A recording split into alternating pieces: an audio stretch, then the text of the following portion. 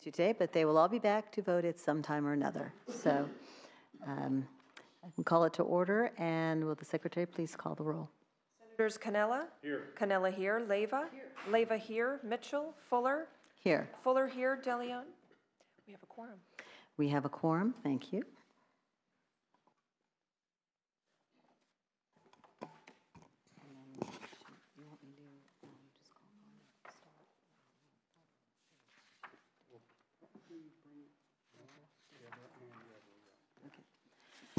If Deborah and Beverly would please come to the front table. We welcome you here, and we would like you to introduce your family and guests, starting with Beverly.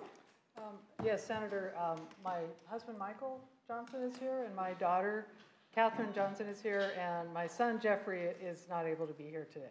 Thank you. Welcome. Deborah? Good afternoon. My husband Michael Cornez is here, along with my parents Ralph and Noreen Thiessen, my mother-in-law Susan Hayden, and my sister-in-law Marie Kennedy. Welcome, and welcome to all your family members and friends. Thank you. So I think, since I know you have another committee, if you would like to begin. Oh, I'm sorry. If we'll have opening statements, and then we'll let Senator Leyva begin. Beverly, Ms. Johnson, would you like to start? You can call me Beverly, Senator. Oh, thank it's okay. you. All right. Yes, Vice Chair Fuller and members of the committee, senators. My name is Beverly Johnson. Since October 2012, I have served as a Deputy Director of the Office of Administrative Law. I would first like to thank you for taking the time to consider my reappointment today. And I would also like to thank the Governor for appointing me to my current position and for again expressing his confidence in me by this reappointment. Prior to serving in the Office of Administrative Law, I had practiced law continuously for approximately 26 years. I am so proud to be part of the Office of Administrative Law because of the function it serves. The Office of Administrative Law verifies that executive agencies have fully complied with the Administrative Procedure Act when adopting, amending, or repealing regulations, and that the regulations meet the APA standard. One of the primary functions of the Administrative Procedure Act is to guarantee that the agency has gone through a transparent rulemaking process during which the public has a right to participate meaningfully in the process. Questions frequently raised in our office are, did the public have notice of this, and did the agency respond to the public comment? My experience in local government has taught me very clearly that people have much more confidence in government when they have the opportunity to participate in government. I appreciate your consideration today, and I am happy to answer any questions you may have. And I would think that it would be appropriate to say Deborah Cornez. Cornez, yes. Cornez. Cornez, yes. My name is Deborah Cornez, and I would like to thank the Governor also for reappointing me as Director of the Office of Administrative Law. OAL is responsible for reviewing regulations of 200-plus state agencies to ensure compliance with the Administrative Procedure Act procedural requirements and legal standards, for transmitting these regulations to the Secretary of State and ensuring that regulations are clearly written, necessary, and legally valid. I enjoy working for the Office of Administrative Law and making sure that the office meets its statutory and regulatory deadlines, assisting state agencies become APA compliant, and helping the public learn how to participate in the rulemaking process. Last month, I celebrated my 29th anniversary with the office, and I would like to continue to do so. And I'm happy to answer any questions you have about my confirmation. Beverly did an excellent job explaining what we do, so I won't go into that again. Thank you. And now we'll start with Senator Leyva. If you have any questions, welcome, ladies. Thank you. Thank you.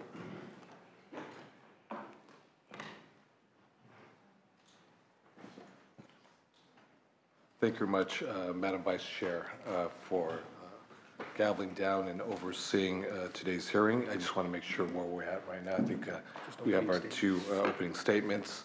We have Ms. Deborah Cornez. Cornez, yes. Cornez, as well as Ms. Beverly Johnson, as well. Yes, Senator. As I believe Zachary, it's different different department here.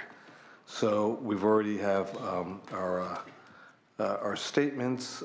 Just want to very quickly, is there anyone that you want to introduce that you haven't had the opportunity? You did so already? Okay, well, we're up to questions and commentaries with our members. Well, we start off with Madam Vice Chair, and thank you so very much.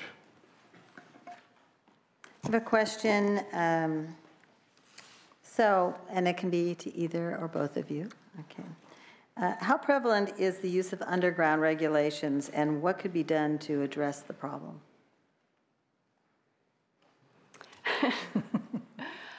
I think how prevalent is hard to judge.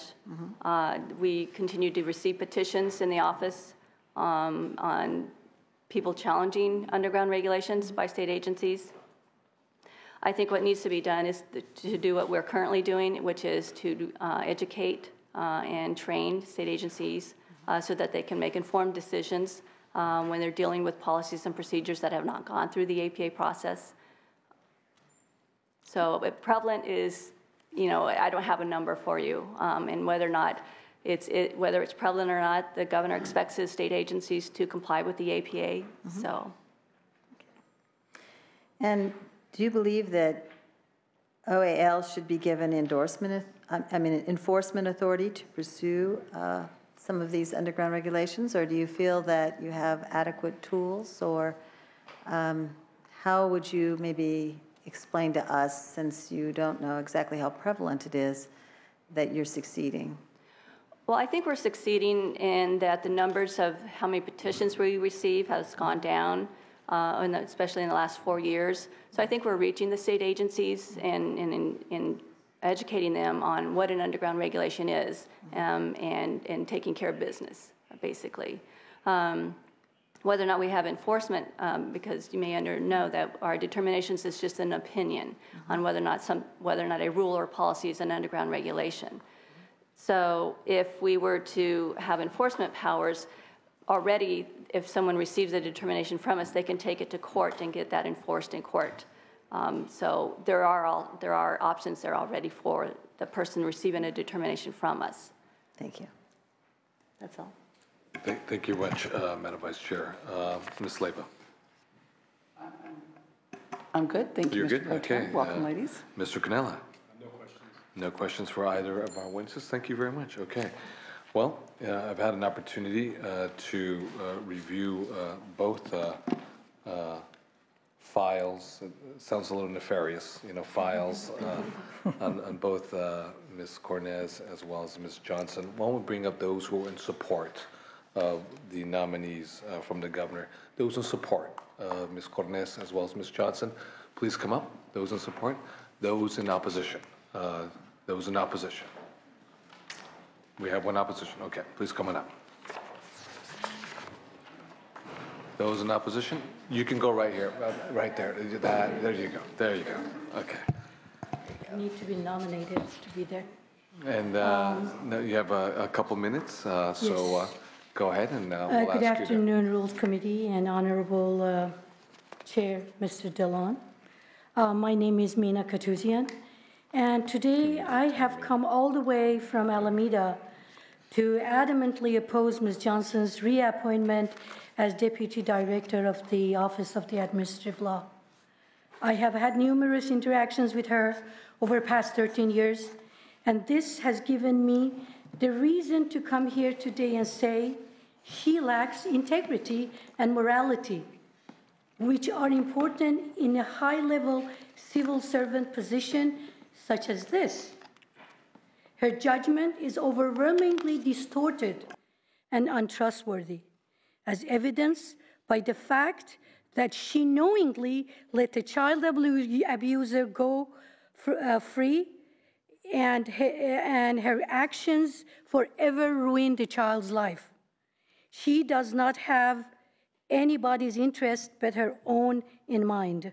Please refer to my detailed letter, which was distributed for this committee. Thank you for your time. Thank you very much for your commentary. Thank you very much. Any other folks in opposition?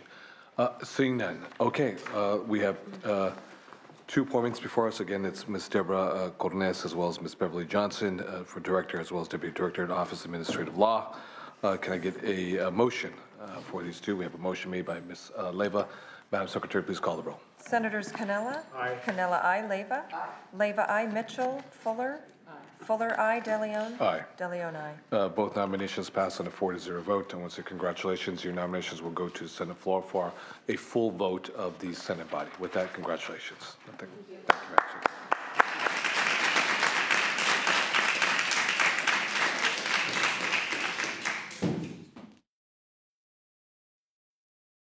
Next, we have Mr. Zachary Morasini. Zachary Morasini, am I pronouncing that correctly? Morasini? Yes, Senator. Or you do Morzani? Morzini. Morzine. Morzine, not Morzini. Yes, sir. Okay. Which one is it, Morzine or Morzini? Morzini. Morzini. Okay. Zachary Morazini. I want to make sure I get it correctly. Mr. Morazini, welcome. You were here appointed by the governor for the Director of Office of Administrative Hearings. Is there anyone, please have a seat, please. Thank you. Is there anyone that you'd like to introduce? Any loved ones, family members, friends? Very much so. Thank you, Mr. Chair. Please go ahead. First, my lovely wife, Rebecca Morazzini, and my two lovely daughters, Abigail and Welcome. my in-laws, David and Gail Volz, my parents, Ronald and Brenda Morazzini, as well as my brother, Jeff Morazzini. Oh, you brought the whole family with you. That's fantastic. This is the first nominee I think we've had. I believe, I stand corrected, please, if so, but we've had both sets of parents and in-laws as well, come together in support. I'm assuming in support. I don't want to be presumptuous. Yeah, okay. All right, good. With that, Mr. Morosini, please make your statement. Thank you. I just have a brief introduction. Good afternoon, Chair DeLeon and members of the committee. I am deeply honored to have been appointed by the governor to head the Office of Administrative Hearings. I'm confident I can put my legal, management, and leadership experience forward to move OHA in the right direction as we continue to grow and improve upon the services we provide the public and state and local agencies. I'm committed to ensuring that all parties appearing before the Office of Administrative Hearings receive a fair hearing by a neutral decision maker, and that when they leave our offices and our courtrooms, they are confident that their matter has been heard. I'm happy to answer any questions you may have, and thank you very much for your consideration. Thank you very much, and thank you very much for your service. With that, we're going to go to questions, commentaries, and answers. When we start with Mr. Canella. No questions.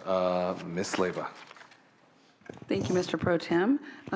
Just one question regarding the LA Unified School District and the case managers. Most of them, it seems, carry about 125 cases. Are they able to do their job adequately? That seems like a very high number to me. They are. They're very talented individuals, but I'm happy to report that with the addition of some more staff we're committing to the Los Angeles office, we're hoping to bring that number down in the near future. Okay, and bring it down maybe to 100, what would? I'm shooting for under 100. All right. Just for mental health reasons. Sounds good. Thank you very much. Thank you very much, Ms. Leyva. Madam Vice Chair. Well, I appreciated all the answers to all the questions we put to you before you came today, and I just have two more. And one is, we didn't get to touch on, how do you assess the level and the type of training needed to be an administrative law judge, since I know you told me you sit in and watch the cases, and I know you do a lot of training, but I didn't think to ask you this last question. Thank you, Senator. There is an established set curricula that we have for onboarding new judges, and it's very intense. It takes about 3 months of training before the ALJs carry a full caseload. I'm in the process of reviewing that, as well as the performance exams. We are in the process of developing for the ALJs as well, so we can measure their progress as they move through. So in the first 5 months, I've been looking at the training programs that have been in place, and seeing what we can do to improve upon them, make them more cost-effective and more generally effective for the ALJs. And the last question, have you considered concluding a formal review of the training to see its results? I'm very much open to that. I think as part of the process I'm engaging in reviewing all the training we're providing the ALJs in both general jurisdiction and our special education unit, I think that will become part of that ultimately at the end, so that we can measure our progress and make sure we're spending our resources in the right places. Thank you. You're welcome.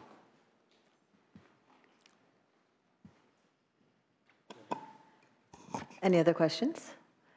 All those who'd like to testify in support? If there's any witnesses in opposition? Seeing and hearing none, Secretary, please call the roll. Oh, I'm sorry, we need a motion. Make a motion for the nominee. Thank you. Senator Cannella has made a motion. I think we all have like another thing waiting, so. Senators Cannella? Aye. Cannella, aye. Leyva? Leyva, aye. Mitchell? Fuller? Aye. Fuller, aye. De Leon? That's 3-0, and we'll leave the roll open.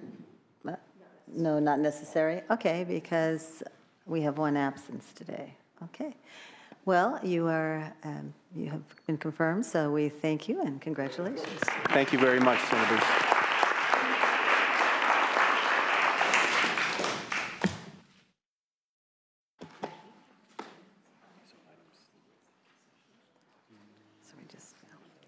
Okay, members, if we can take all items number 2, D, E, F, and then 3 through 6. Please call the roll. Senators Cannella? Aye. Cannella, aye. Leyva? Aye. Leyva, aye. Mitchell? Fuller? Aye. Fuller, aye. De Leon? 3-0, it's out. 3-0. Okay. And if we can go to executive session now, please ask to clear the room.